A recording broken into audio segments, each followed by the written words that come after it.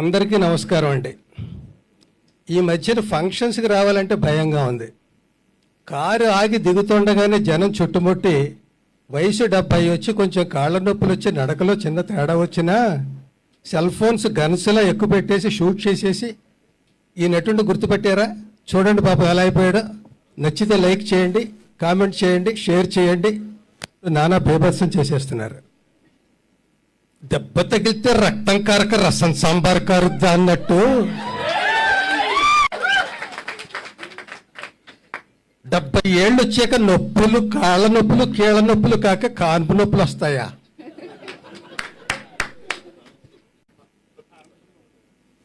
అందరూ బ్రహ్మానందంగా అయిపోతే హాస్యం బ్రహ్మ పదార్థం అయిపోదు.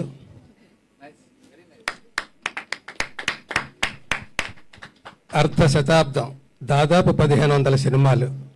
పోటీ నలుగురు మధ్య అయినా, 40 మంది మధ్య అయినా, రాబోయే ఇంకో 80 మంది మధ్య అయినా, తరతరాలతో తలబడిన తరగని చరిష్మా.